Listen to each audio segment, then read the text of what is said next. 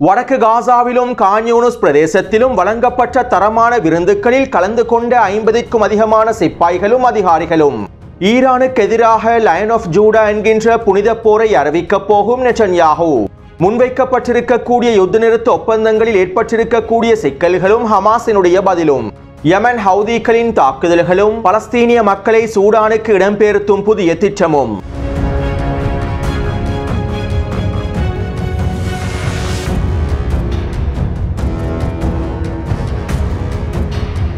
காசாவில் இருக்கக்கூடிய பலஸ்தீனிய மக்களை இடம்பெயர்த்துவதற்காக அமெரிக்காவும் இஸ்ரேலி ஆக்கிரமிப்பும் பல நாடுகளோடு நேரடியாகவும் மறைமுகமாகவும் பேச்சுவார்த்தைகளை மேற்கொண்டு வருகின்றன. குறிப்பாக மத்திய கிழக்கு நாடுகளுக்கு அருகாமையில் இருக்கக்கூடிய ஆப்பிரிக்க நாடுகளில் பலஸ்தீனிய மக்களை குடியமர்த்துவதற்காகவே அமெரிக்காவும் இஸ்ரேலி ஆக்கிரமிப்பும் பல்வேறுபட்ட வேலை திட்டங்களையும் முன்னெடுத்து வருகின்றன.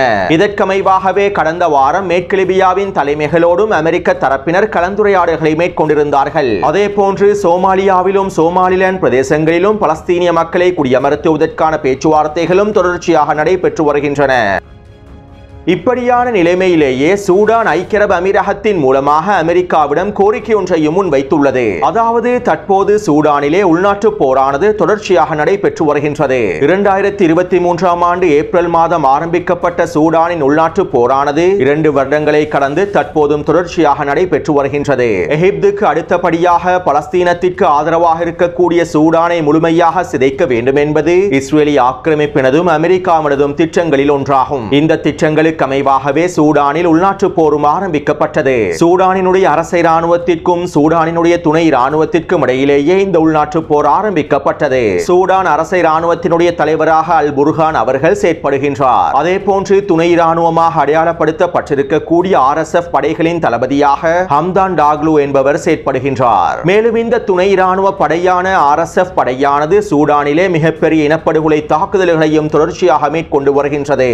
RSF படைகளும் அதனுடைய தளபதிகளும் சூடானின் அதிகாரத்தினை கைப்பற்றுவதற்கு மாத்திரம் விரும்பவில்லை. சூடானிலே இருக்கக்கூடிய மக்களை அவர்கள் திட்டமிட்டு இனப்படுகொலைகளையும் செய்து வந்துள்ளார்கள். அத்தோடு இந்த RSF படைகளுக்கு பல பயங்கரவாத குழுக்களும் அவர்களுடைய ஆதரவை வழங்கினார்கள். ஆப்பிரிக்காவில் இருக்கக்கூடிய நாடுகளை பலவீனப்படுத்துவதற்காகவும் ஆப்பிரிக்காவில் இருக்கக்கூடிய வளங்களை சுரண்டுவதற்காகவும் எவ்வாறு வெளிப்புற சக்திகள் பயங்கரவாதிகளை பயன்படுத்துகின்றார்களோ அதே வெளிப்புற சக்திகளின் ஆதரவோடு இந்த பயங்கரவாதிகள் சூடானிய மக்களை இனப்படுகொலை செய்து வரக்கூடிய RSF படைகளுக்கு முழுமையான ஆதரவை வழங்கின.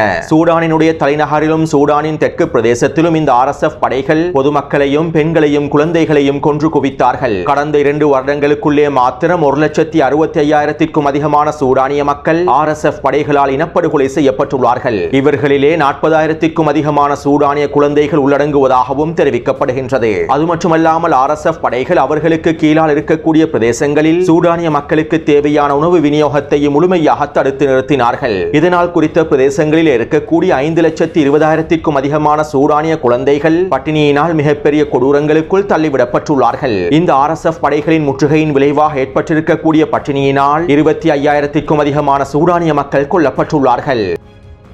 அத்தோடு ஹம்தான் டாக்லோவினுடைய தலைமையிலான இந்த RSF படைகளுக்கு ஐக்கிய அரபு அமீரகமே முழுமையான ஆதரவை வழங்கியது. RSF படைகளுக்கு தேவையான ஒட்டுமொத்த ஆயுத உதவிகளையும் பண உதவிகளையும் ஐக்கிய அரபு அமீரகமே வழங்கியுள்ளது. இன்னும் ஒரு விதத்தில் குறிப்பிடுவதாக இருந்தால் அமெரிக்காவும் இஸ்ரேலி ஆக்கிரமிப்பும் ஐக்கிய அரபு அமீரகத்தை ஒரு ப்ராக்ஸி படையாகவே பயன்படுத்தினார்கள். யமனை சிதைப்பதற்கு எவ்வாறு ஐக்கிய அரபு அமீரகம் எல்லாவிதமான வேலை திட்டங்களையும் மேற்கொண்டதோ அதே போன்றே சூடானை சிதைப்பதற்கும் சூடானில் இருக்கக்கூடிய பொதுமக்களை இனப்படுகொலை செய்வதற்கும் ஐக்கிய அரபு அமீரகம் எல்லாவிதமான உதவிகளையும் RSF படைகளுக்கு வழங்கியது.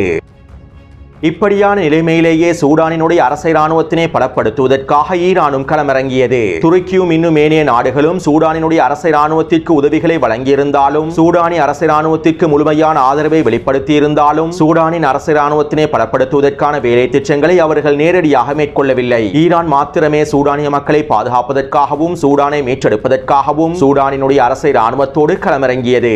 ஈரானினுடைய IRGC குதுஸ் படையினுடைய மிக முக்கியமான தளபதிகள் சூடானிலே களமிறக்கப்பட்டார்கள். உருவாக்கியுள்ளார்கள். IRGC ராணுவ கட்டளை தளங்களும் உருவாக்கப்பட்டன.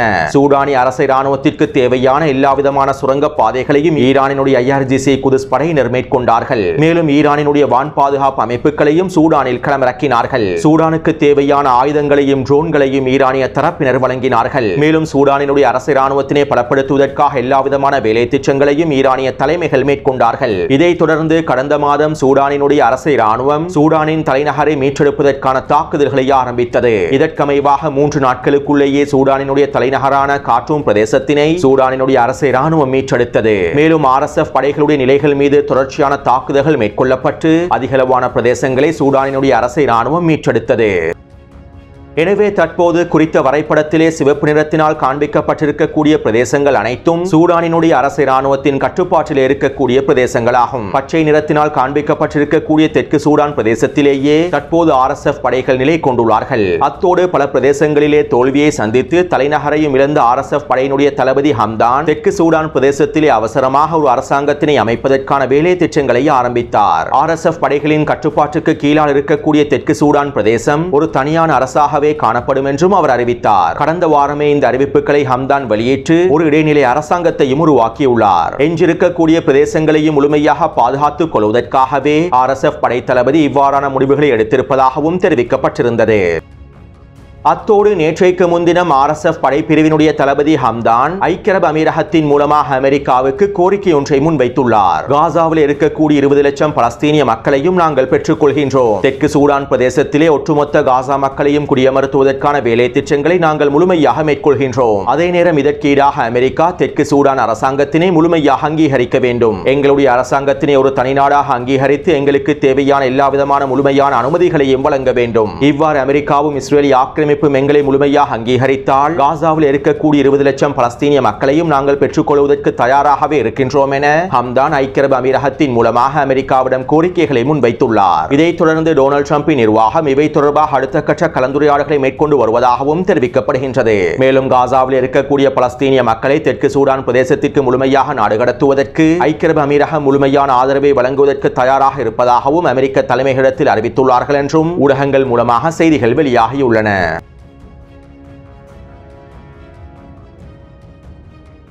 நேற்றைய தினம் அமெரிக்காவின் உள்நாட்டு பாதுகாப்பு செயலாளர் கிறிஸ்டி நைம் இஸ்ரேலி ஆக்கிரமிப்புக்கு விஜயம் செய்திருந்தார். இந்த விஜயத்தின் போது இஸ்ரேலி ஆக்கிரமிப்பின் பாதுகாப்பு தலைமைகளோடும் இஸ்ரேலி ஆக்கிரமிப்பின் வெளியுறவுத்துறை அமைச்சரோடும் விசேட கலந்துரையாடல்களையும் மேற்கொண்டிருந்தார். மேலும் இந்த கலந்துரையாடல்களுக்கு பிறகு அவர் ஊடகங்களிடம் இவ்வாறு தெரிவித்திருந்தார். அணுசக்தி தொடர்பாக முக்கியமான தீர்மானங்களை எடுப்பதற்காக அமெரிக்கா ஈரானுக்கு 8 வாரங்களை உள்ளடக்கிய ஒரு காலக்கெடுவை விதித்திருந்தது. இந்த 8 வாரத்திற்குள்ளே பேச்சுவார்த்தைகள் முடிவுக்கு கொண்டுவரப்பட்டு ஒப்பந்தம் ஒன்று எட்டப்பட்டு ஈரானினுடைய அணுசக்தி திறன்கள் முழுமையாக பூஜ்ஜியமாக்கப்பட வேண்டும் என எதிர்பார்க்கப்பட்டிருந்தது. தற்போது இந்த 8 வார காலக்கெடு முடிவடைவதற்கு சில நாட்களே இருக்கின்றன. வருகின்ற ஞாயிற்றுக்கிழமையோடு அமெரிக்கா ஈரானுக்கு வழங்கியிருக்கக்கூடிய காலக்கெடு முழுமையாக முடிவடைகின்றது. இருப்பினும் ஈரான் இன்னும் யுரேனியம் செறிவூட்டலை பூஜ்ஜியமாக்குவது தொடர்பாக எந்தவிதமான தீர்மானங்களையும் எடுக்கவில்லை. ஒரு ஒப்பந்தத்தினை முடிப்பதற்கான எந்தவிதமான நடவடிக்கைகளையும் ஈரான் முழுமையாக எடுக்கவில்லை. இவ்வாறு ஈரான் நிபந்தனைகளை முழுமையாக ஏற்றுக்கொள்ளாமல் பின்வாங்குமாக இருந்தால் நாங்கள் இஸ்ரேலோடு ஒன்றிணைந்து தீர்க்கமான முடிவுகளை எடுப்போம் என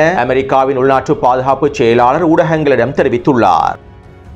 இதைத் தொடர்ந்து ஈரானினுடைய வெளியுறவுத்துறை அமைச்சகத்தின் செய்தி தொடர்பாளர் இவ்வாறு தெரிவித்திருந்தார். அணுசக்தி தொடர்பாக பேச்சுவார்த்தைகளை முடிப்பதற்கும் தீர்மானங்களை ஏற்றுவதற்கும் நாங்களும் தயாராகவே இருக்கின்றோம். ஆனால் ஈரானினுடைய யுரேனியம் செறிவூட்டல் பேச்சுவார்த்தைகளுக்கு உட்பட்டதல்ல. யுரேனியம் செறிவூட்டலை எங்களுக்கு எந்த ஒரு சூழ்நிலையிலும் நிறுத்த முடியாது. இதனை அமெரிக்க தலைமைகள் தெளிவாக புரிந்து கொள்ள வேண்டும். ஈரானினுடைய அணுசக்தி திட்டமானது அணுவாயுதத்தினை உருவாக்காது என்பதற்கான உத்தரவாதத்தினை எங்களுக்கு வழங்க முடியும். அதற்காக நாங்கள் தயாராகவே இருக்கின்றோம். நாங்கள் சிவில் பாதுகாப்பு அணுசக்தி திட்டங்களை மேற்கொள்கின்றோம். அதே நேரம் எங்களுடைய அணுசக்தி உரிமையை முழுமையாக முடக்குவதற்கு நாங்கள் ஒருபொழுதும் சம்மதிக்கப் போவதில்லை என ஈரானினுடைய வெளியுறவுத்துறை அமைச்சகத்தின் செய்தி தொடர்பாளர் தெரிவித்துள்ளார். அத்தோடு நேற்றிரவு டொனால்ட் ட்ரம்புக்கும் நெட்டன்யாஹுவுக்கும் இடையில் தொலைபேசி உரையாடல்கள் நடைபெற்றிருந்தன. இதன்போது பேச்சுவார்த்தைகள் மூலமாக ஈரானினுடைய அணுசக்தி அச்சுறுத்தலை முடிவுக்கு கொண்டுவர முடியும் என்றும் ராஜதந்திரத்தினை பயன்படுத்தி ஈரானின் அணுசக்தி அச்சுறுத்தல்களை முழுமையாக நிறுத்த முடியும் என்றும் தற்போதைய சூழ்நிலையில் பேச்சுவார்த்தைகளை மேற்கொண்டு ராஜதந்திர ரீதியில் ஈரானின் சக்தி திட்டங்களுக்கான முடிவுகளை எடுப்பதே சிறந்ததாக அமைந்திருக்கும் என டொனால்ட் ட்ரம்ப் நெட்டன்யாஹுவிடம் தெரிவித்திருந்ததாகவும் குறித்த கலந்துரையாடலானது காரசாரமாக நடைபெற்றிருப்பதாகவும் இஸ்ரேலி ஆக்கிரமிப்பு ஊடகங்களும் அமெரிக்க ஊடகங்களும் செய்திகளை வெளியிட்டுள்ளன. காசா தொடர்பாகவும் ஈரான் தொடர்பாகவும் டொனால்ட் ட்ரம்புக்கும் நெட்டன்யாகுவுக்கும் இடையில் முருகல் நிலைகள் ஏற்பட்டிருப்பதாக தொடர்ச்சியாக வெளியாகி வரக்கூடிய செய்திகள் அனைத்தும் ஒரு திட்டமிடப்பட்ட போலி பிரச்சாரங்களாகும். இவை தொடர்பாக நான் முன்னைய காணொளிகளிலும் தெளிவாக குறிப்பிட்டுள்ளேன். அமெரிக்காவும் இஸ்ரேலிய ஆக்கிரமிப்பும் சர்வதேசத்தினை ஏமாற்றுவதற்காகவே இவ்வாறு திட்டமிடப்பட்ட போலி பிரச்சாரங்களை மேற்கொள்கின்றன. ரஷ்யா உக்ரைன் போரை முடிவுக்கு கொண்டு வருவதாகவும் அமைதியை ஏற்படுத்த போவதாகவுமே டொனால்ட் ட்ரம்ப் ஜனாதிபதியாக பதவியேற்றார். ஆனால் தற்போது ஜோ பைடன் செய்த அதே விடயத்தை தான் டொனால்ட் ட்ரம்பும் செய்து வருகின்றார்.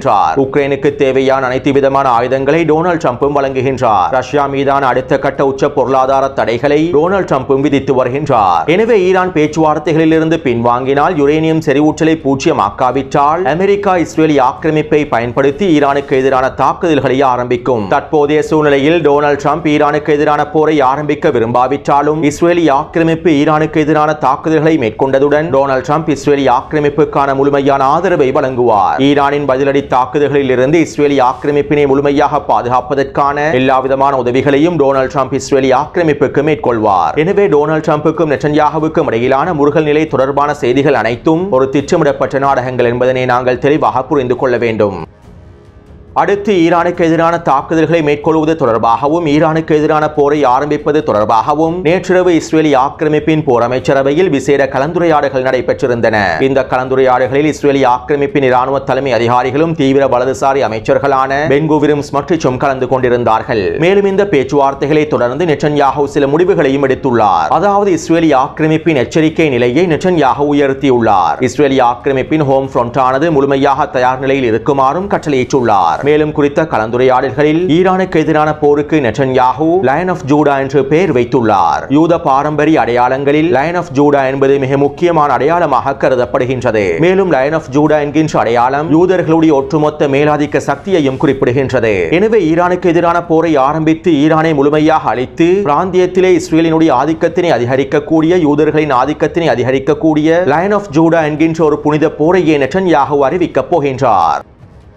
அடுத்து இன்று காலை யமன் ஹவுதி இராணுவத்தினர் டெல் அவீவின் பென் குரியன் விமான நிலையத்தின் இலக்கு வைத்து ஏவுகணை தாக்குதல்களை மேற்கொண்டிருந்தார்கள். மேலும் நெகவ் பிரதேசத்தில் இருக்கக்கூடிய இராணுவ கட்டளை தளத்தை இலக்கு வைத்து ட்ரோன் தாக்குதல்களை மேற்கொண்டிருப்பதாகவும் தெரிவிக்கப்படுகின்றது. யமன் ஹவுதி இராணுவத்தின் தொடர்ச்சியான தாக்குதல்களினால் கடந்த ஒரு மாதமாக பென் குரியன் விமான நிலையமானது முழுமையாக முடக்கப்பட்டுள்ளது என்பதும் குறிப்பிடத்தக்க விடயமாகும்.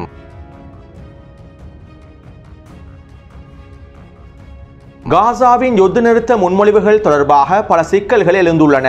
அதாவது அமெரிக்க தூதர் ஸ்டீவ் விட்கோஃபின் மூலமாகவும் அமெரிக்காவின் ஆதரவோடும் 2 முன்மொழிவுகள் முன்வைக்கப்பட்டிருந்தன. டொனால்ட் ட்ரம்ப் மத்திய கிழக்குக்கு விஜயம் செய்வதற்கு முன்பு ஸ்டீவ் விட்கோஃப் ஒரு முன்மொழிவு ஒன்றினை முன்வைத்திருந்தார். இந்த முன்மொழிவானது காசாவிலே தற்காலிக யுத்த நிறுத்தத்தினை ஏற்படுத்தக்கூடிய முன்மொழிவாகும். மேலும் குறித்த முன்மொழிவிலே காசாவில் நிரந்தர யுத்த நிறுத்தத்தினை ஏற்படுத்துவதற்கான எந்தவிதமான உத்தரவாதமும் வழங்கப்பட்டிருக்கவில்லை. மேலும் காசாவிலே பலஸ்தீனிய போராளிகள் அவர்களுடைய ஆயுதங்களையும் கீழே வைத்துவிட வேண்டும் என்றும் குறித்த முன்மொழிவிலே குறிப்பிடப்பட்டிருந்தது. அதே போன்று டொனால்ட் ட்ரம்பின் மத்திய கிழக்கிற்கான விஜயத்திற்கு பிறகு ஸ்டீவ் விட்கோஃபினுடைய தலைமையில் ஒரு முன்மொழிவு ஒன்று முன்வைக்கப்பட்டது. அமெரிக்க பலஸ்தீனிய தொழிலதிபரான பிஷாராவின் உதவியோடு இந்த முன்மொழிவு முன்வைக்கப்பட்டிருந்தது. இந்த முன்மொழிவுக்கு அமைவாக காசாவிலே 70 நாட்களுக்கு யுத்த நிறுத்தம் ஏற்படுத்தப்படும். 5 இறந்த உடல்களையும் 5 இஸ்ரேலிய கைதிகளையும் ஹமாஸ் தரப்பினர் விடுதலை செய்வார்கள். காசா முழுவதும் உணவு விநியோகம் முழுமையாக மேற்கொள்ளப்படும். அது மட்டுமல்லாமல் நிரந்தர யுத்த நிறுத்தத்தினை ஏற்படுத்துவதற்கான அடுத்த கட்ட பேச்சுவார்த்தைகளை ஆரம்பிப்பதும் அதற்கான அமெரிக்காவின் உத்தரவாதமும் குறித்த முன்மொழிவிலே குறிப்பிடப்பட்டுள்ளது. மேலும் காசாவிலே ஹமாஸ் தரப்பினர் தங்களுடைய ஆயுதங்களை கீழே வைப்பது தொடர்பாக எந்தவிதமான தகவல்களும் குறித்த முன்மொழிவிலே சுட்டிக்காட்டப்பட்டிருக்கவில்லை. எனவே தற்போது ஹமாஸ் தரப்பினர் இந்த முன்மொழிவுக்கான சம்மதத்தினையே வழங்கியுள்ளார்கள். அதே நேரம் இஸ்ரேலிய ஆக்கிரமிப்பு ஸ்டீவ் விட்கோஃபினால் முன்வைக்கப்பட்டிருக்கக்கூடிய முதலாவது முன்மொழிவை ஏற்றுக்கொள்வதாக அறிவித்துள்ளது. காசாவிலே நிரந்தர யுத்த நிறுத்தத்தினை ஏற்படுத்துவதற்கான எந்த ஒரு முன்மொழிவையும் நாங்கள் ஏற்றுக்கொள்ளப் போவதில்லை. தற்காலிக யுத்த நிறுத்தத்தினை ஏற்படுத்தக்கூடிய முன்மொழிவை மாத்திரமே நாங்கள் ஏற்றுக்கொண்டு பணைய கைதிகளுடைய பரிமாற்றத்தினை மேற்கொள்வோம் என இஸ்ரேலிய ஆக்கிரமிப்பு தலைமைகள் அறிவித்துள்ளார்கள். அதே நேரம் தற்போது ஹமாஸ் தரப்பினர் சம்மதத்தினை வழங்கியிருக்கக்கூடிய ஒப்பந்தத்திலும் பல சிக்கல்கள் காணப்படுகின்றன. 70 நாட்களுக்கு காசாவிலே யுத்த நிறுத்தத்தினை ஏற்படுத்தியதற்கு பிறகு நிரந்தர யுத்த நிறுத்தத்தினை ஏற்படுத்துவதற்கான பேச்சுவார்த்தைகள் ஆரம்பிக்கப்படும் என்றும் அதற்கான உத்தரவாதத்தினை அமெரிக்கா வழங்கும் என்றும் குறித்த ஒப்பந்தத்திலே குறிப்பிடப்பட்டிருந்தாலும் 70 நாட்களுக்கு பிறகு இஸ்ரேலிய ஆக்கிரமிப்பு மீண்டும் காசாவிலே யுத்தத்தினை ஆரம்பிப்பதற்கான வாய்ப்புகளை அதிகமாக காணப்படுகின்றன.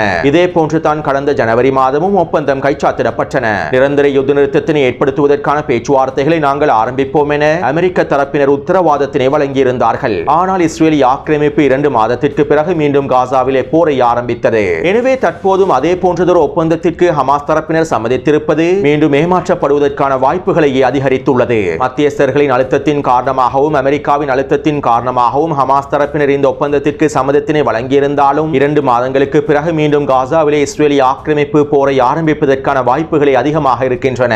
எனவே யுத்த களத்தில் மீண்டும் மீண்டும் ஏமாற்றப்படுவது பலவீனத்தை அதிகரிக்கக்கூடிய செயற்பாடாகவே மாறிவிடும்.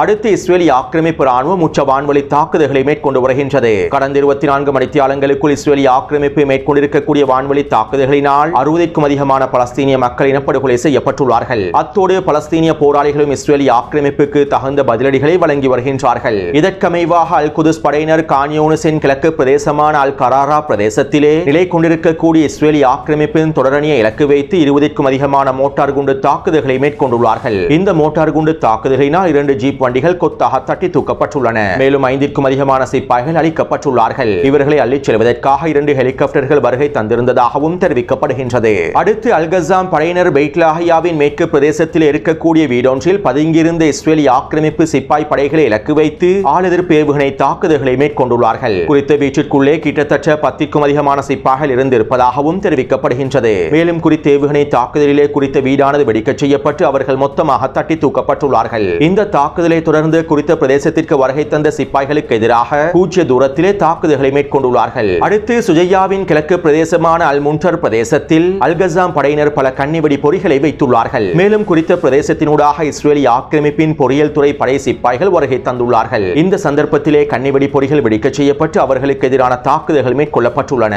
மேலும் இந்த தாக்குதலிலே உயிர் தப்பிய சிப்பாய்களை சுற்றி வளைத்து பலஸ்தீனிய போராளிகள் கத்தியின் மூலமாக தாக்குதல்களை மேற்கொண்டு அவர்களை மொத்தமாக அழித்துள்ளார்கள். இதைத் தொடர்ந்து இவர்களை மீட்பதற்காக குறித்த பிரதேசத்திற்கு வருகை தந்த 6 சிப்பாய்களையும் மொத்தமாக தட்டி தூக்கியுள்ளார்கள். அடுத்து அல்கசாம் படையினர் சுஜையாவின் காந்தில் பிரதேசத்திலே ஒரு தரைப்படையை சுற்றி வளைத்து தாக்குதல்களை மேற்கொண்டுள்ளார்கள். இதன்போது யாசின் ஏவுகணை மூலமாக ஒரு மெர்காவா போர்த்தாங்கி வாகனத்தை அளித்துள்ளார்கள். மேலும் அதனோடு வந்த சிப்பாய்களையும் அதிகாரிகளையும் இன்னும் ஒரு யாசின் ஏவுகணை மூலமாக கொத்தாக தட்டி தூக்கியுள்ளார்கள். அதே போன்று சுஜையாவின் வடக்கு பிரதேசத்திலே வீடொன்றிற்கும் நிலை கொண்டிருந்த சிப்பாய்கள் இலக்கு வைத்து ஆளெதிர்ப்பு ஏவுகணை தாக்குதல்களையும் யாசின் ஏவுகணை தாக்குதல்களையும் மேற்கொண்டுள்ளார்கள். இந்த தாக்குதலுக்கு பின்பு கொல்லப்பட்ட சிப்பாய்களை அள்ளிச் செல்வதற்காக வருகை தந்த மெர்காவா தாங்கி இலக்கு வைத்தும் யாசின் ஏவுகணை தாக்குதல்களை மேற்கொண்டுள்ளார்கள். அடுத்து அல் குதுஸ் படையினர் வடக்கு காசாவின் அட்டாட்டா பிரதேசத்திலே நிலை கொண்டிருக்கக்கூடிய இஸ்ரேலிய படைகளை இலக்கு வைத்து 20க்கும் அதிகமான மோட்டார் குண்டு தாக்குதல்களை மேற்கொண்டுள்ளார்கள். இந்த மோட்டார் குண்டு தாக்குதலிலும் 2 ஜீப் வண்டிகள் கொத்தாக அளிக்கப்பட்டிருப்பதாகவும் 10க்கும் அதிகமான சிப்பாய்கள் கொல்லப்பட்டும் படுகாயமடைந்திருப்பதாகவும் தெரிவிக்கப்படுகின்றது.